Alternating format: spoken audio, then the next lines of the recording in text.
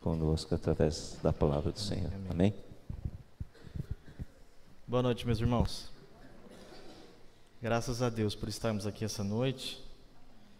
De fato, é fruto da graça de Deus, é um privilégio para nós sermos convocados como igreja do Senhor para estarmos reunidos e desfrutarmos dessa comunhão maravilhosa que existe em Cristo Jesus.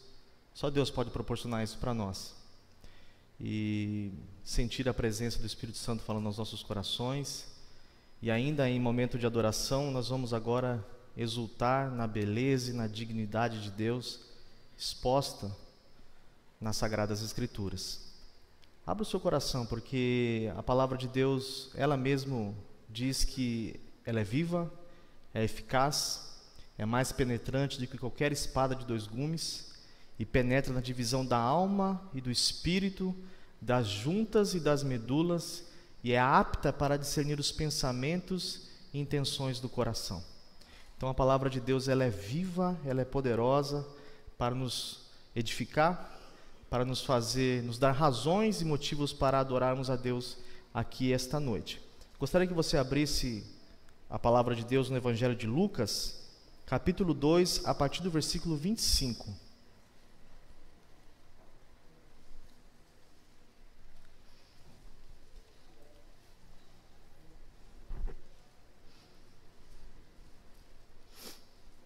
Lucas capítulo 2, a partir do verso 25. O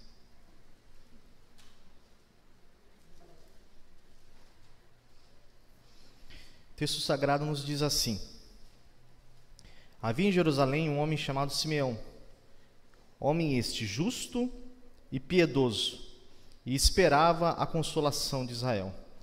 E o Espírito Santo estava sobre ele. Revelara-lhe o Espírito Santo que não passaria pela morte antes de ver o Cristo do Senhor. E movido pelo Espírito foi ao templo, e quando os pais trouxeram o menino Jesus para fazerem com ele o que a lei ordenava, Simeão tomou nos braços e louvou a Deus, dizendo: agora, Senhor, podes despedir em paz o teu servo, segundo a tua palavra, porque os meus olhos já viram a sua salvação, a qual preparaste diante de todos os povos, luz para a revelação aos gentios e para a glória do teu povo Israel. Estavam o pai e a mãe do menino admirados do que dele se dizia. Simeão os abençoou e disse a Maria, mãe do menino: eis que este menino está destinado tanto para a ruína como para o levantamento de muitos em Israel, e para ser alvo de contradição. Também uma espada transpassará a sua própria alma, para que se manifestem os pensamentos de muitos corações. Curva a sua cabeça. Senhor nosso Deus, mais uma vez nós levantamos a nossa voz em oração para adorar o Senhor, para glorificar o Senhor, e diante da sua dignidade, diante da sua glória, nós humildemente dobramos o nosso coração, pedindo que o Senhor fale conosco pela sua palavra, Senhor. Que nada, Senhor, venha obstruir ou impedir o Senhor de alcançar o recôndito do nosso coração, mas que possamos, pelo poder da sua santa palavra, ser movidos, ser transformados, ser edificados, para sermos mais parecidos com Cristo Jesus, e deste modo nós possamos glorificar o seu santo nome. Em nome de Jesus nós oramos, Senhor. Amém. Meus irmãos, o Evangelho de Lucas, como eu disse aqui da última vez, faz parte dos evangelhos que nós chamamos sinóticos, né?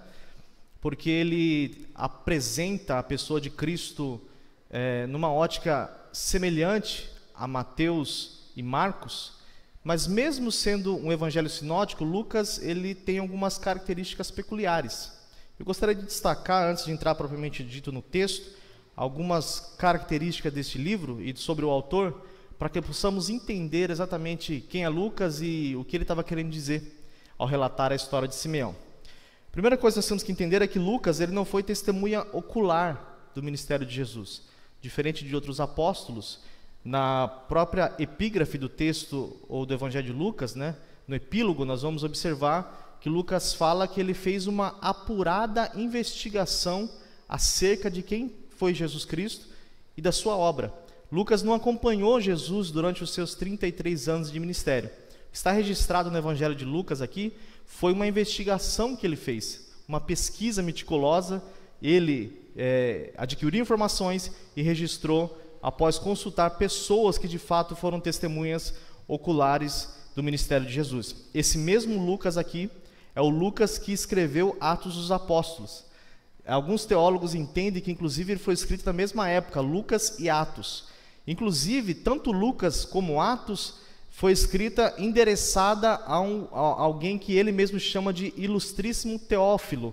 Por certo, era um homem muito importante do Império Romano, e Lucas queria descrever, narrar a história de Jesus, não somente a história de Cristo, mas a história dos primórdios da igreja para este homem. Portanto, ele escreveu tanto Lucas como Atos. De todos os evangelistas, Mateus, Marcos e João, Lucas é o que mais cita a pessoa e obra do Espírito Santo. Se os irmãos observarem nesse texto que nós lemos, só nesse texto, são 3 vezes que ele cita o nome e o termo Espírito Santo. Alguns dizem que Lucas escreveu mais sobre o Espírito Santo do que os outros evangelistas, porque Lucas foi um diácono do apóstolo Paulo, ele acompanhava o apóstolo Paulo. Dado o fato de que Paulo vivia uma vida dirigida, conduzida, era um homem cheio do Espírito Santo, e Lucas testemunhou os grandes milagres que o apóstolo Paulo realizou em nome de Jesus. Portanto, ele deu mais característica, mais ênfase à pessoa e obra do Espírito Santo. Só no Evangelho de Lucas são 18 citações, mais do que qualquer outro evangelista. Ele era médico. Em Colossenses capítulo 4, versículo 14, o apóstolo chama ele de médico amado.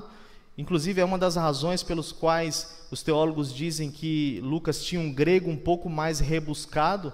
Se os irmãos depois, com mais paciência, lerem o epílogo aí da carta de Lucas, vão ver que realmente é uma grande obra de arte a introdução dessa epístola. O grego é um grego muito mais refinado do que nós encontramos nas demais cartas, nos demais evangelhos. E ele também, por ser médico, ele dá ênfase em alguns pontos que os outros evangelistas não dão. Por exemplo, os irmãos vão lembrar, no Getsêmani, Lucas é o único evangelista que cita que Jesus suou gotas de sangue.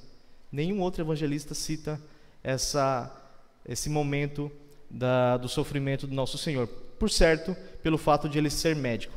E uma outra coisa interessante é que ele foi o único hagiógrafo, o único autor da Bíblia Sagrada que provavelmente não era judeu. Lucas nasceu em Antioquia da Síria, um lugar que não pertencia ao reino dos judeus, ao império dos judeus, à nação judaica, melhor dizendo, e por conta disso alguns teólogos acreditam que ele não era judeu. Se isso for verdade, então Lucas é o único autor da Bíblia que não era judeu. Portanto, meus irmãos, ele narra aqui a história deste homem Simeão. Nós não vamos encontrar a história de Simeão em nenhuma outra passagem da Bíblia, somente em Lucas. Lucas é o único autor que fala desse homem, e ele dá características de quem é esse homem.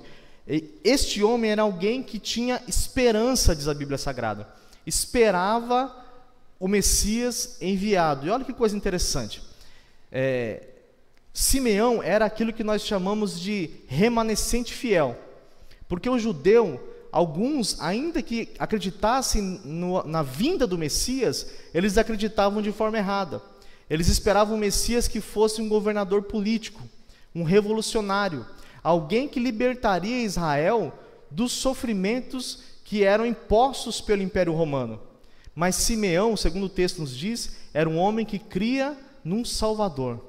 Era um homem que cria num Cristo que viria para salvar a humanidade. Ele mesmo chama o Cristo aqui daquele que seria a consolação de Israel.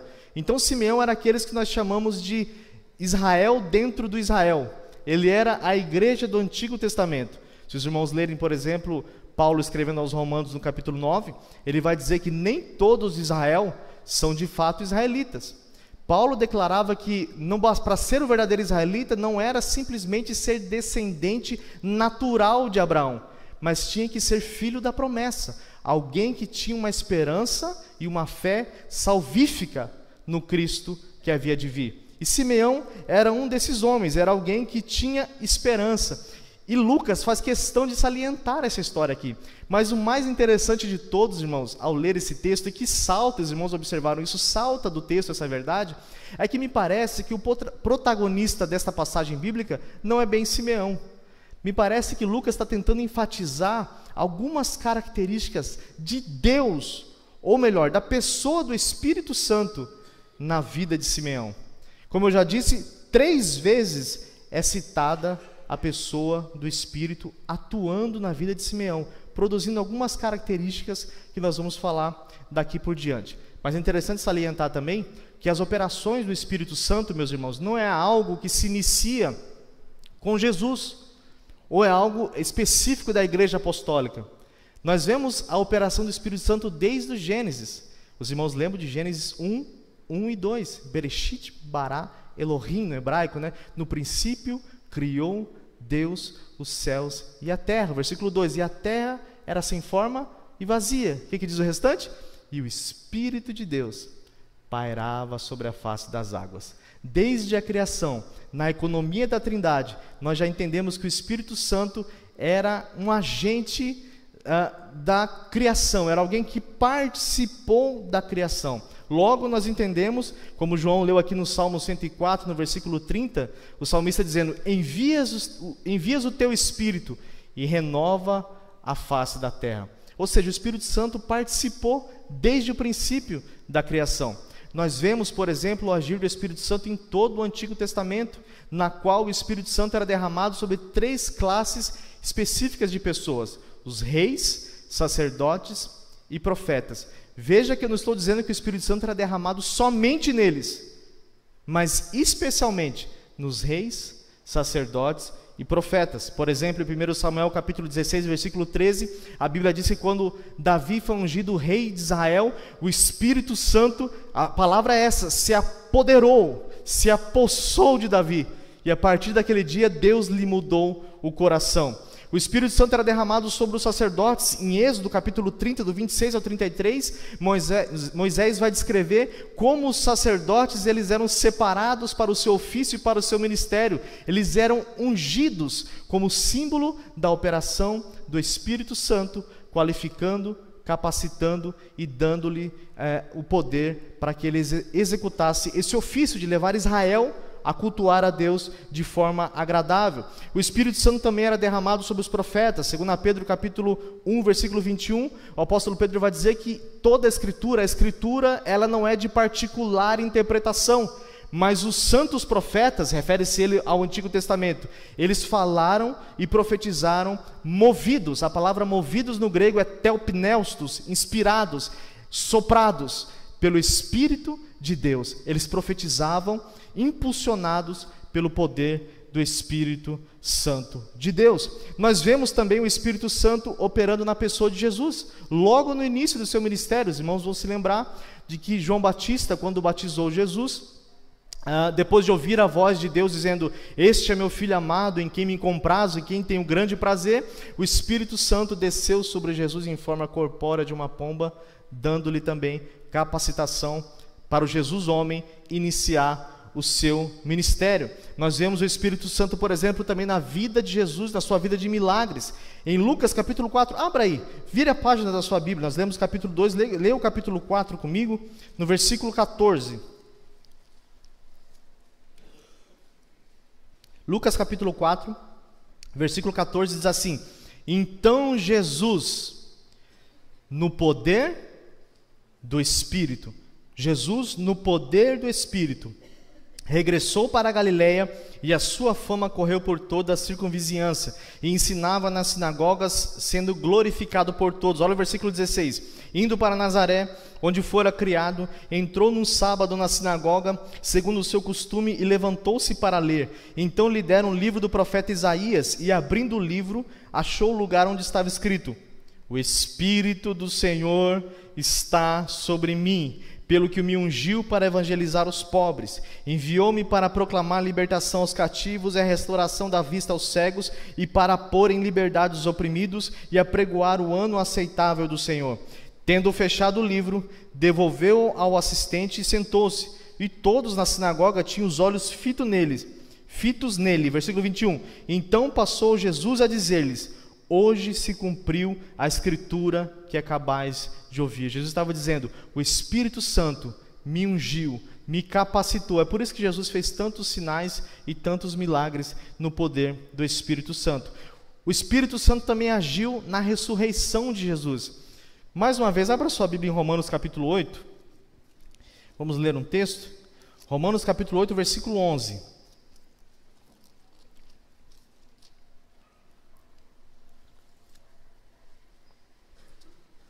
Romanos capítulo 8, versículo 11. O texto diz assim: se habita em vós, olha isso, se habita em vós o Espírito daquele que ressuscitou a Jesus dentre os mortos, esse mesmo que ressuscitou a Cristo Jesus dentre os mortos, vivificará também o vosso corpo mortal por meio do seu Espírito que em vós habita. Paulo está dizendo que o Espírito que ressuscitou Jesus dos mortos é o Espírito que habita na igreja. Então o Espírito Santo fez parte de todo o ministério de Jesus. O Espírito Santo fez parte da criação, o Espírito Santo fez parte da história de Israel no Antigo Testamento, o Espírito Santo fez parte do ministério de Jesus e o Espírito Santo fez parte do ministério da igreja hoje no Novo Testamento. Algumas coisas precisam ser ditas para esclarecer aqui, irmãos, o que eu quero pregar. A primeira delas, o Espírito Santo, ele é Deus. Ele não é maior do que o Pai e nem menor do que o Pai. Ele não é maior do que o Filho e nem menor do que o Filho. Eu precisaria gastar aqui algum tempo para tentar explicar, na verdade, esse grande mistério da Trindade, mas não é o assunto do sermão. Mas é importante nós salientarmos que o Espírito Santo, ele é 100% Deus. Primeiro, porque ele tem onipotência. Jó capítulo 33, versículo 4 diz assim: o Espírito de Deus me fez, e o sopro, ruach no hebraico, o vento, o Espírito de Deus me dá vida. Ele chama o sopro do Todo-Poderoso, ele chama o Espírito Santo de Todo-Poderoso. Ele diz que o Espírito Santo é Deus, portanto, participa da criação, e por isso ele tem onipotência. Segundo, o Espírito Santo ele tem onisciência. Isaías capítulo 40, versículo 13 e 14 diz assim: quem guiou o Espírito do Senhor? Ou quem foi o seu conselheiro? Quem o ensinou? Ou quem tomou ele conselho para que desse compreensão? Quem o instruiu na vereda do juízo? Ele ensinou sabedoria? Ele mostrou o caminho do entendimento? Isaías está dizendo, meus irmãos, que o Espírito Santo, ele tem todo o conhecimento. Ele não precisa consultar ninguém, ele sabe todas as coisas. O Espírito Santo, segundo as Sagradas Escrituras, também é onipresente. Salmo 139, um texto que todo mundo lê, todo mundo conhece. Salmo 139, versículo 7 ao 10, o salmista diz assim: para onde me ausentarei do seu Espírito? Para onde fugirei da tua face? Se subo aos céus, o Espírito lá estás, tu lá estás. Se faço a minha cama o mais profundo abismo, lá também estás também. Se tomo as asas da alvorada e me detenho nos confins dos mares, ainda lá me haverá de guiar a tua mão e a tua destra me susterá. O salmista está dizendo que o Espírito Santo preenche céus e terra. O Espírito Santo está aqui na igreja, mas ele também está com você no trabalho. O Espírito Santo está com você na sua casa, no seu casamento. Não há como fugir da presença do Espírito de Deus. Ele é onisciente, ele é onipotente, ele é onipresente. Atos capítulo 4, do versículo 3 ao 4, veja o que diz este livro a respeito de Ananias. Disse então Pedro: Ananias, observe esse texto, irmãos: por que encheu Satanás o teu coração para mentires ao Espírito Santo e retivesses parte do preço da herdade? Guardando-a não ficava para ti, e vendida não estava no seu poder? Por que formaste este desígnio em teu coração? Aí, o autor do texto, que é Lucas, diz assim: não mentistes aos homens, mas mentistes a Deus. Quando você mente ao Espírito, você está mentindo para Deus, porque o Espírito Santo é Deus. Segundo lugar, o Espírito Santo, talvez isso seja novo para você, mas escute o que eu vou dizer: o Espírito Santo é uma pessoa. Veja que eu não estou dizendo que ele é um ser humano. Ele é uma pessoa. Algumas religiões vão dizer que o Espírito Santo é uma força ativa, uma energia, uma coisa, até em alguns lugares ditos evangélicos. Eu já participei de algumas reuniões em que as pessoas querem pegar o Espírito Santo com a mão e jogar nos outros como se o Espírito Santo fosse uma coisa. E o Espírito Santo, na verdade, ele é uma pessoa, porque ele tem alguns atributos que somente um ser pessoal tem. Dentre eles, vontade, intelecto e emoção. Se não, vejamos, o Espírito Santo tem vontade. Atos 16, versículo 7. O texto diz: e quando chegaram a Mísia, intentavam ir para a Bitínia, mas o Espírito Santo não lhes permitiu. O Espírito Santo impediu Paulo de pregar em Mísia, em Bitínia, melhor dizendo. O Espírito Santo não quis que ele fosse. Isso demonstra que o Espírito Santo tem vontade. O Espírito Santo, o texto de 1 Coríntios capítulo 12, versículo 11 também diz assim, veja que interessante: mas um só é o mesmo Espírito, que opera todas essas coisas, repartindo particularmente cada um como quer. Ou seja, uma força impessoal não faz alguma coisa que tem vontade, mas a Bíblia diz que o Espírito Santo reparte os dons para a igreja conforme ele quer, ou seja, ele tem vontade. Segundo, o Espírito Santo tem intelecto. João capítulo 14, versículo 26, Jesus diz que o Espírito Santo tem um atributo da inteligência. Diz assim: mas aquele Consolador, se referindo ao Espírito Santo, o Espírito Santo que o Pai enviará em meu nome, esse vos ensinará. O texto está dizendo que o Espírito Santo tem intelecto, ele pensa, ele vos ensinará todas as coisas e vos fará lembrar de tudo o que eu vos tenho dito. Ele é um ser pensante. Terceiro, o Espírito Santo tem emoções. Isaías 63:10 diz: mas eles foram rebeldes e contristaram o seu Santo Espírito, por isso se lhes tornou inimigo e ele mesmo pelejou contra eles. Efésios capítulo 4, versículo 30 diz assim: e não entristeçais o Espírito Santo de Deus, no qual estáis selados para o dia da redenção. Paulo está dizendo aqui que o Espírito Santo pode ser entristecido. Por isso nós entendemos que o Espírito Santo também possui emoções. Portanto, meus irmãos, ele é um ser pessoal. Dito isso, a Bíblia fala que o Espírito Santo, a primeira característica em Simeão, olha para o texto aí, no versículo 25, a Bíblia diz que o Espírito Santo estava sobre ele. Simeão, meus irmãos, era um homem cheio do Espírito Santo. Quando nós olhamos para o texto, se os irmãos observarem bem, vai dizer, antes de que o Espírito Santo estava sobre ele, diz que ele era um homem justo e um homem piedoso. Nós não podemos inverter a ordem aí. Alguém pode olhar para o texto e dizer assim: bom, já que Simeão era um homem justo e piedoso, por causa do fato dele ser justo e piedoso, então o Espírito Santo estava sobre ele. Mas na verdade, por uma doutrina geral das Escrituras, nós entendemos que não é possível que nós sejamos piedosos e justos sem antes que o Espírito Santo opere em nós. O que nós entendemos aqui? Que Simeão, ele só era justo e piedoso porque o Espírito Santo estava sobre ele, produzindo nele os frutos do Espírito. Veja, meus irmãos, que coisa interessante. Ser justo aqui fala do relacionamento de Simeão com as outras pessoas, e ser piedoso fala do relacionamento de Simeão com Deus. Isso ele só poderia ser se o Espírito Santo estivesse operando na vida dele. Vez ou outra, as Escrituras vão dizer que ser cheio do Espírito Santo, a expressão que a Bíblia muitas vezes usa é que nós devemos andar no Espírito. Andar no Espírito. Ser cheio do Espírito Santo, meus irmãos, é muito mais do que levantar a mão em um culto. Ser cheio do Espírito Santo é muito mais do que derramar as lágrimas, algumas lágrimas em um culto emotivo. Ser cheio do Espírito Santo é muito mais do que bater de mãos e bater de pés. Ser cheio do Espírito Santo é ter uma vida transformada à imagem de Cristo. Ser parecido com Cristo. A Bíblia vai nos ensinar que muitos, se não todos os problemas que nós temos, não só de viver em comunidade, mas viver uma vida digna do Evangelho, se dá pelo fato de muitas vezes nós sermos vazios do Espírito de Deus. Abra sua Bíblia aí comigo, em Gálatas capítulo 5.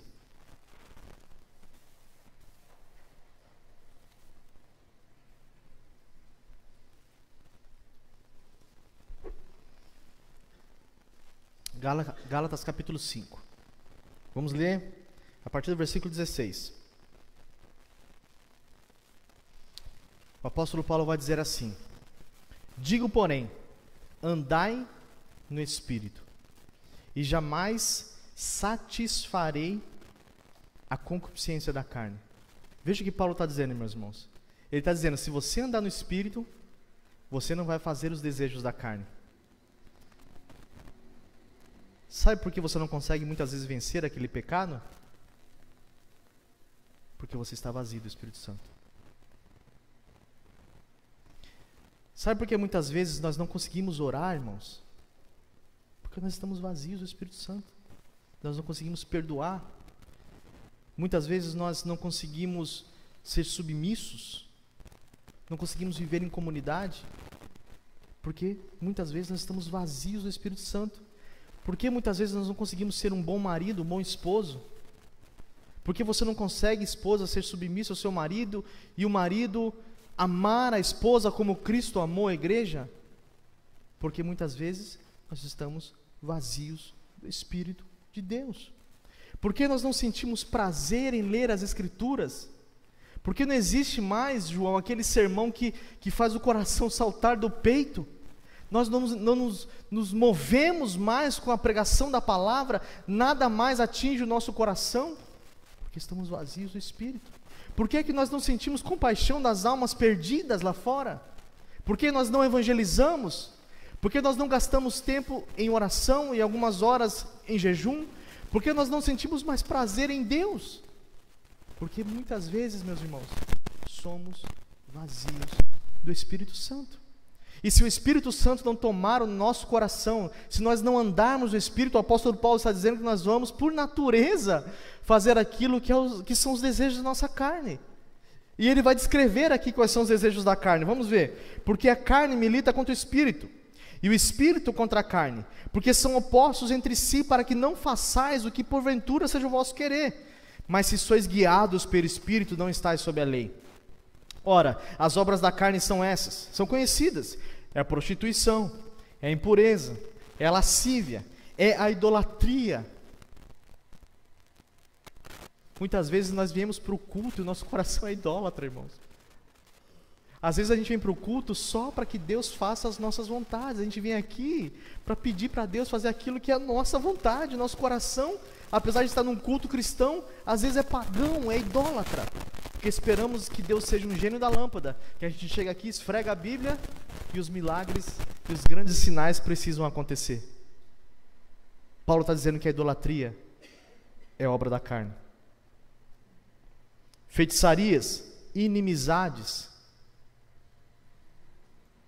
Eu precisaria de tempo para falar sobre isso aqui. Porfias, ciúmes, iras, discórdias, dissensões, facções, algumas versões diz heresias, divisões, invejas, bebedices, glutonarias e coisas semelhantes a estas, a respeito dos quais eu vos declaro, como já outrora vos preveni, que não herdarão o reino de Deus os que tais coisas praticam. Aí ele vai dizer: mas o fruto do Espírito é amor, alegria, paz, longanimidade, benignidade, bondade, fidelidade, mansidão, domínio próprio. Contra estas coisas não há lei. E os que são de Cristo Jesus crucificaram a carne com as suas paixões e concupiscências. Se vivemos no Espírito, andemos também no Espírito. Eu te faço uma pergunta nessa noite. Esse jovem pregador te faz uma pergunta: a sua vida é uma vida de alguém que anda no Espírito?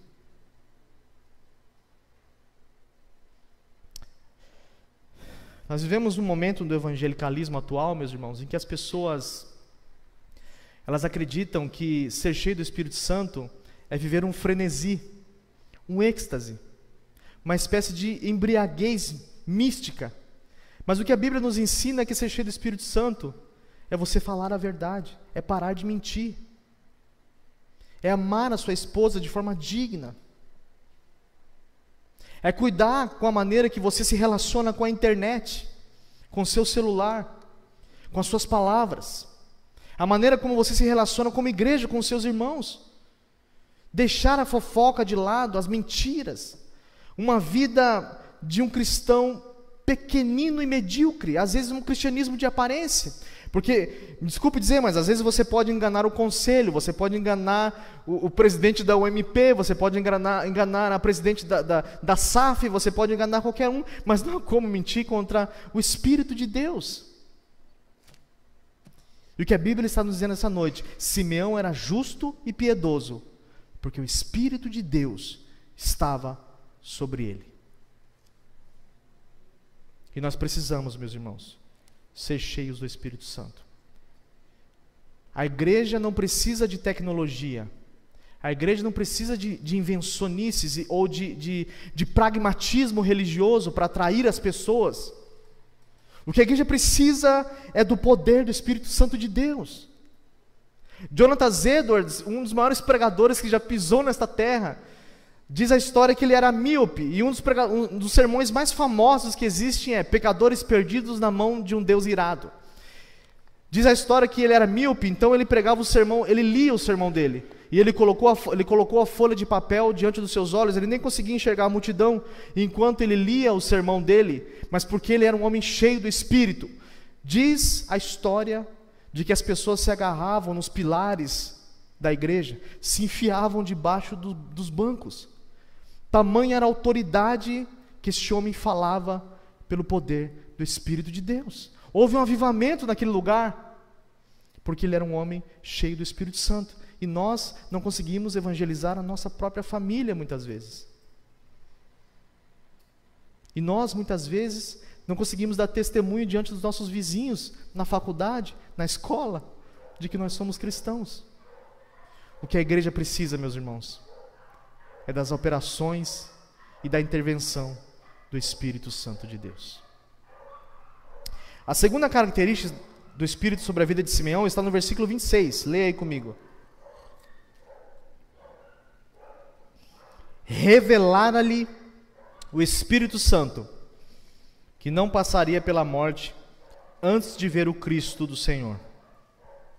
O texto está dizendo que o Espírito Santo se relacionou com Simeão. O Espírito Santo revelou para ele: Simeão, você não vai morrer até que você veja o menino, o Messias prometido, a criança que Deus enviou para ser o segundo Adão, alguém que morreria para salvar a humanidade. A palavra Simeão, o nome Simeão no grego significa ouvinte. Já traz a conotação de era alguém que tinha familiaridade com a voz de Deus. E quando nós falamos de Espírito Santo se revelar a ele, ainda que nós estamos num contexto diferente dos dias de hoje nós temos o cânon sagrado, nós precisamos entender uma coisa, meus irmãos. Veja que coisa importante para você como cristão. Tudo o que nós sabemos acerca do Evangelho, tudo o que nós entendemos acerca do Evangelho, é porque o Espírito Santo tirou as escamas dos nossos olhos para que nós pudéssemos compreender as verdades de Deus. Abra sua Bíblia aí, 1 Coríntios capítulo 2, nós vamos ler a partir do versículo 9.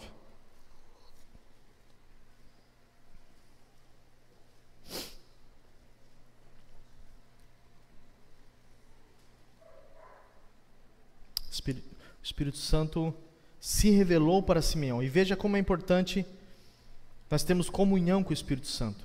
1 Coríntios capítulo 2, versículo 9 ao 12. Diz assim as Sagradas Escrituras: mas como está escrito, nem olhos viram, nem ouvidos ouviram, nem jamais penetrou em coração humano o que Deus tem preparado para aqueles que o amam. Normalmente as pessoas leem esse texto até aqui, né? Aquilo que o olho não viu, aquilo que o ouvido não ouviu, é o que Deus preparou para aqueles que Ele ama. E normalmente eles aplicam esse texto aqui se relacionando ou a coisas materiais, dizendo que ainda vão receber bênçãos materiais, ou aplicando a eternidade, dizendo assim, olha, a eternidade é aquilo que Deus preparou para aqueles que Deus ama. Mas o texto não está falando disso. Veja o que Paulo fala. Mas, que é um conectivo lógico, os que estavam nas aulas de hermenêutica dos jovens sabem o que eu estou falando, né? É um conectivo lógico de adversidade. Mas Deus nulo revelou pelo seu Espírito. Então o que Paulo está falando aqui? As coisas que o olho não viu, aquilo que o coração do homem não sentiu e que o ouvido não ouviu, era Jesus Cristo, era a verdade do Evangelho. Outrora Cristo estava obscuro para os santos do Antigo Testamento, eles não conseguiam compreender aquilo que eles mesmos profetizavam em boa parte das vezes, estava como que um véu diante deles. Mas o apóstolo diz aqui, aquilo que eles não viram, aquilo que eles não ouviram e não subiu ao coração deles, é o que Deus tem preparado para aqueles que o amam. Aí ele diz, mas Deus nulas revelou pelo seu Espírito. Ele vai dizer quem é o Espírito que todas as coisas prescruta, até mesmo as profundezas de Deus. Porque olha o argumento de Paulo, qual dos homens sabe das coisas do homem, senão o seu próprio Espírito que nele está?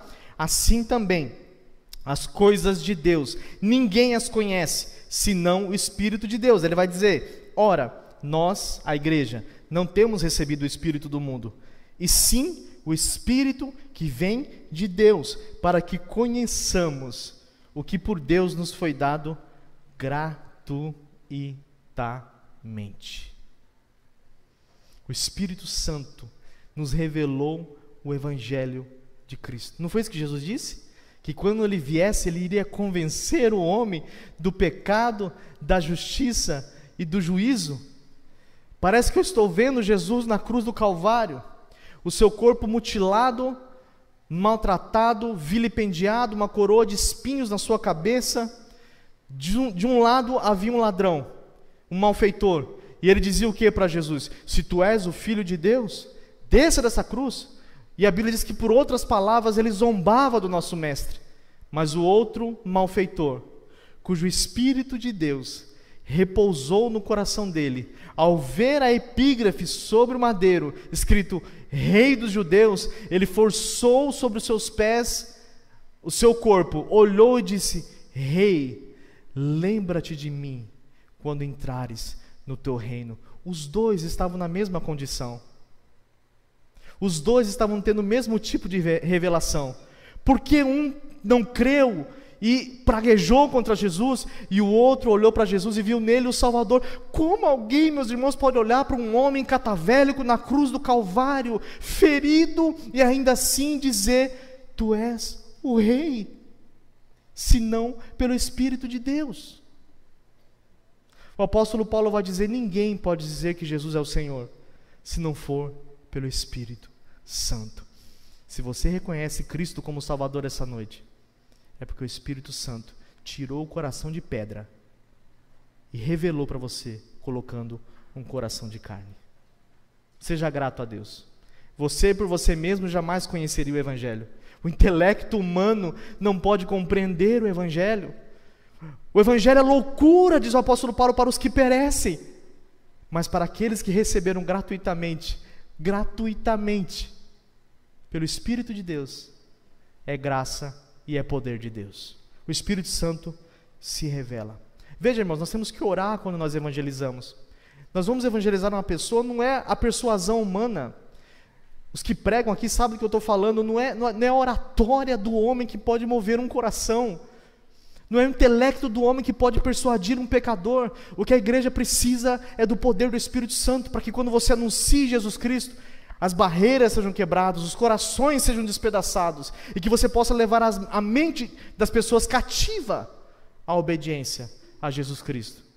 A igreja do Parque São Domingos, você, precisamos ser inflamados pelo poder do Espírito Santo de Deus. Terceiro ponto, irmãos, versículo 27.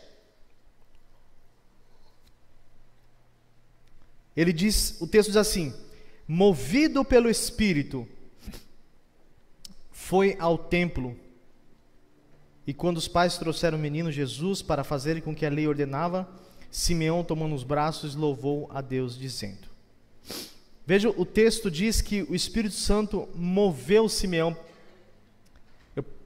Eu destaco aqui, irmãos, alguns pontos interessantes. O Espírito Santo conduziu Simeão, veja que interessante. O Espírito Santo direcionou Simeão, primeiro, para o templo. O que era o templo no Antigo Testamento? Era o lugar onde a igreja do Antigo Testamento cultuava, adorava. Primeira coisa, o Espírito Santo moveu Simeão para o templo para encontrar Jesus. Existem hoje um cristianismo que é o cristianismo dos desigrejados, né? Eles são tão cheios do Espírito Santo que eles acham que não precisam mais ir para a igreja, né? Mas a Bíblia diz que o Espírito Santo moveu Simeão para ir para o templo. Se você não tem prazer em estar em comunidade, pode ser que você esteja vazio do Espírito Santo. Porque o Espírito Santo é quem traz as pessoas para a igreja. É uma convocação de Deus para que nós nos reunamos e possamos adorar a Deus. Pessoas cheias do Espírito Santo. Olha aqui para mim, irmãos. Pessoas cheias do Espírito Santo congregam. Pessoas cheias do Espírito Santo têm prazer em estar na comunidade. Pessoas cheias do Espírito Santo têm prazer em ouvir a palavra de Deus. É isso que o texto está nos ensinando. Segundo, o Espírito Santo conduziu ele para Cristo. O Espírito Santo nunca conduz ninguém para a idolatria ou para exaltar a si próprio. Eu me lembro, irmãos, lá em Cajati, né, na minha terra natal, que é Nazaré, né, um lugar que ninguém dá nada, Nicolas foi lá, só tem banana lá, né, Nicolas? Comeu banana, banana frita. Chega na cidade, é um mar de banana assim, irmão. Lá ninguém compra banana, todo mundo tem banana no quintal de casa. E é uma cidade bastante simples. E lá, eu lembro que nós tínhamos uma reunião de oração, meus irmãos, que nós orávamos 6 horas por dia. Pensa nisso, 6 horas nós orávamos. Eu nem trabalhava na época, né? E eu participava dessas orações. Só que aí eu arrumei emprego. Eu não conseguia mais participar dessas orações. E algumas coisas naquele momento de oração já estavam me incomodando. Mas eu fiquei calado, né? Parei de participar das orações e fui trabalhar. E um dia, depois de alguns meses, eu encontrei um irmão que ainda estava participando dessas orações de 6 horas por dia. E eu perguntei para ele assim: irmão, que bênção, que bom te ver, faz tempo que eu não te vejo. E como é que está sendo as orações lá? Como é que tá? Tá legal? Tá bênção? Aí ele pegou e falou assim para mim: irmão, me desculpa, mas você não está participando mais das nossas orações, então você não está mais no meu nível espiritual para que eu possa compartilhar o que Deus tem feito lá dentro com você. Aí eu pensei assim: meu Deus, esse homem está tão cheio do Espírito Santo, mas tão cheio, está tão tomado pelo Espírito Santo que ele já está virando Deus. Ele não pode compartilhar com o irmão o que Deus tem feito. Virou um misticismo. Veja, irmãos, quanto mais cheios do Espírito Santo nós somos, mais nós glorificamos a Cristo, menos a nós. Não foi o que aconteceu com Isaías, quando viu o Senhor assentado sobre um alto e sublime trono? E disse: ai de mim, que vou perecendo, eu sou um homem de lábios impuros, que habito no meio de um povo de impuros lábios, e os meus olhos viram um rei, o Senhor dos exércitos. Quanto mais cheio do Espírito Santo, mais humilde você deve ser. Mais simples, como a Bíblia nos ensina, você deve ser. E não arrogante, pretensioso. A glória é de Jesus Cristo. A honra é de Jesus Cristo. Simeão foi movido pelo Espírito ao templo para glorificar e para ver Jesus Cristo, para honrar a Jesus Cristo. O Espírito Santo também moveu ele à adoração. A Bíblia diz que ele pegou o menino nos braços e o louvou e o adorou. Crente cheio do Espírito Santo também adora. João 16, versículo 14, Jesus diz: esse Espírito me glorificará, me exaltará. O Espírito Santo também faz com que a igreja glorifique a Deus. E você pode estar perguntando assim: mas Bruno, eu quero ser conduzido pelo Espírito Santo, como eu faço? A resposta está nas Escrituras. A Bíblia mesmo faz defesa de si própria quando diz que a palavra é a espada do Espírito. Eu preciso de uma direção para o meu casamento, eu preciso de uma direção para a minha vida, eu preciso de uma direção para o meu namoro, para o meu trabalho que eu faço. O Espírito fala por intermédio da palavra de Deus. Ela é a espada do Espírito Santo.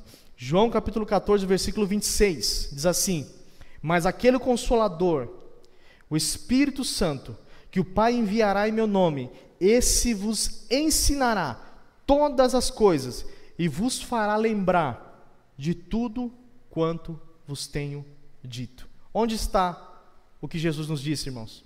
Onde está registrado? Nas Sagradas Escrituras.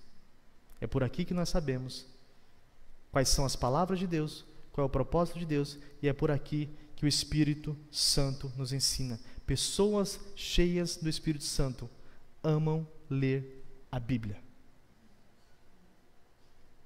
Se você não sente prazer em ler a Bíblia, é porque provavelmente você está vazio do Espírito Santo, porque ele nos ensina por intermédio das Sagradas Escrituras. E para concluir, meus irmãos, nós precisamos entender que nesse texto, portanto, o Espírito Santo, primeiro, ele produz piedade em nós. Crente cheio do Espírito Santo é um crente piedoso. Segundo, ele produz conhecimento, porque o Espírito Santo nos ensina.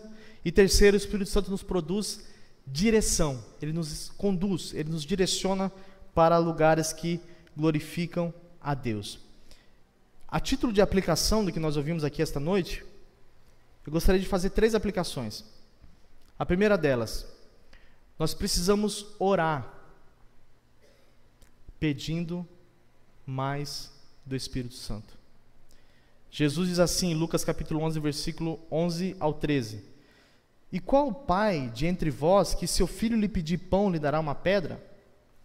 Ou também se lhe pedir peixe, lhe dará por peixe uma serpente? Ou também se lhe pedir um ovo, lhe dará um escorpião?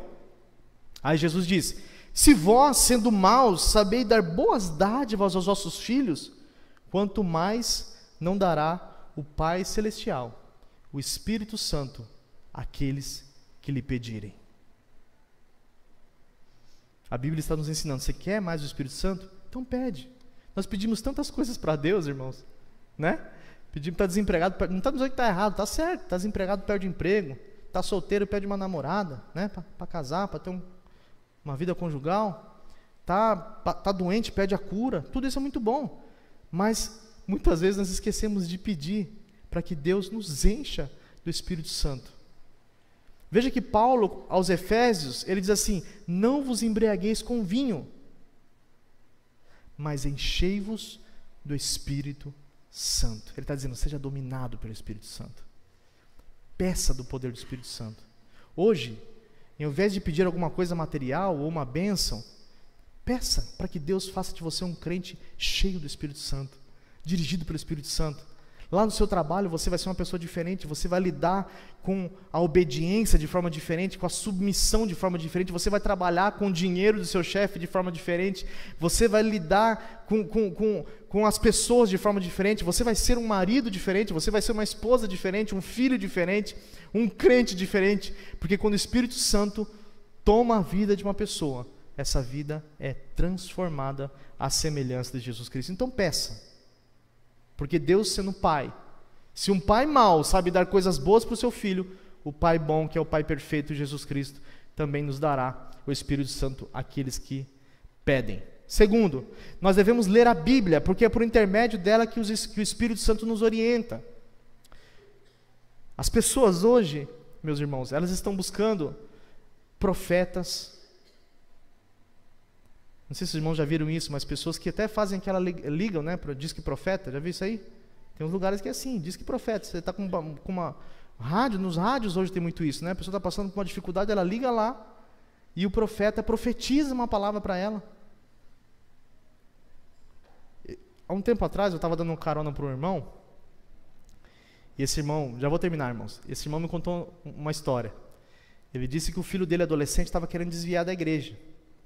O filho dele estava querendo sair da igreja, e o argumento para o filho dele sair da igreja é porque Deus não falava com ele. Ele ia para o culto todo dia, e Deus não falava com ele. E esse irmão não queria que o filho se perdesse da igreja, ele me falando isso dentro do carro, a Érica estava junto ainda. Falou assim, ele fez um voto muito humilde de passagem, né? Falou assim: Deus, se o Senhor não falar com meu filho hoje, eu não piso o pé nessa igreja mais. Colocou Deus na parede, já viu essa expressão, né? Dando ordem para Deus, né? Deus, se o Senhor não falar hoje, eu não piso o pé nessa igreja mais. E aí ele foi para o culto, e olha que ele me contando, irmãos, o pregador estava pregando, e o filho dele com cara amarrada, porque o pregador pregando e Deus não estava falando com ele. E aí o pregador terminou a exposição, segundo ele me falou, o pregador terminou a exposição, o filho dele já estava indignado, e o pregador não profetizou nada para ele, e ele falou assim: Deus, se o Senhor não falar agora com meu filho, eu não vou mais para a igreja. Aí, segundo ele, o pregador foi lá, até o filho dele, profetizou, deu uma palavra profética para ele, e eu fiquei pensando comigo, irmão, a palavra sendo exposta, o verbo de Deus, a verdade de Deus, todos os dias sendo exposta na igreja, e um crente dizendo que Deus não estava falando com ele. Deus está falando conosco aqui, o Espírito Santo está falando conosco aqui, por causa da palavra de Deus, que é viva e eficaz, e é a espada do Espírito. Não busque outros meios. Busque a palavra, leia a palavra, medite na palavra, leia livros acerca da palavra, pense na palavra. Enche a sua mente. O apóstolo Paulo diz: habite em vós ricamente a palavra. A palavra é o meio pelo qual o Espírito Santo nos orienta, nos conduz. Muitos dos nossos tombos na vida espiritual são porque nós não conhecemos a palavra. Nós não damos ouvidos à voz do Espírito Santo, que fala por intermédio da palavra. E o terceiro ponto, meus irmãos, nós devemos avaliar a nossa vida cristã e verificar se nós estamos de fato sendo conduzidos pelo Espírito Santo ou se nós estamos sendo dirigidos pela nossa vontade e pelo nosso orgulho. Você acha que você está sendo dirigido pelo Espírito Santo? Suas palavras, a maneira como você vive a sua vida, é uma vida dirigida pelo Espírito Santo? Se não for, Deus está nos dando a oportunidade essa noite de pedirmos a Deus para que Ele nos enche o nosso coração, inflame o nosso coração, para que possamos ser incandescentes, luzeiros nesse mundo tenebroso. Eu acredito que Deus está abençoando a nossa OMP com o poder do Espírito Santo. Deus está abençoando a igreja do Parque São Domingos com a presença do Espírito Santo. Que Deus nessa noite, meus irmãos, nos faça mais parecidos com Cristo Jesus. Curva a sua cabeça, eu gostaria de orar pela sua vida.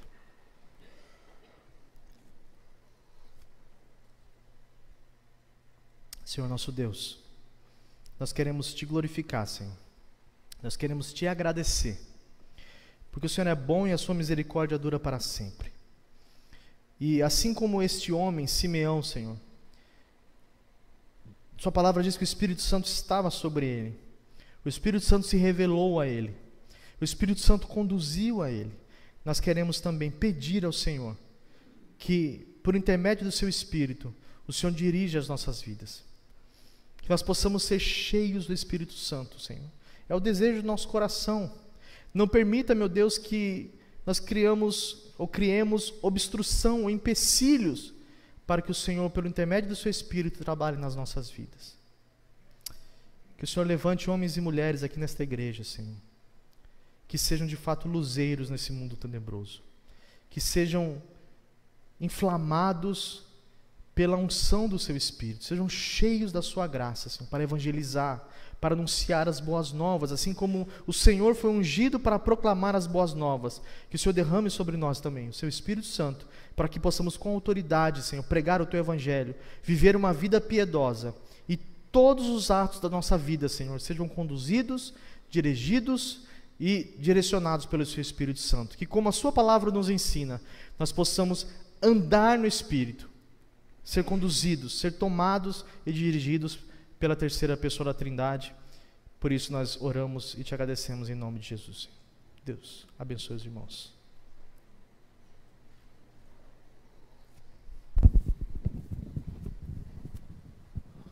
Vamos colocar em pé e cantarmos o hino. No finalzinho eu fiz uma troca aí, gente. Hino 304, viu, Lucilene? Por gentileza.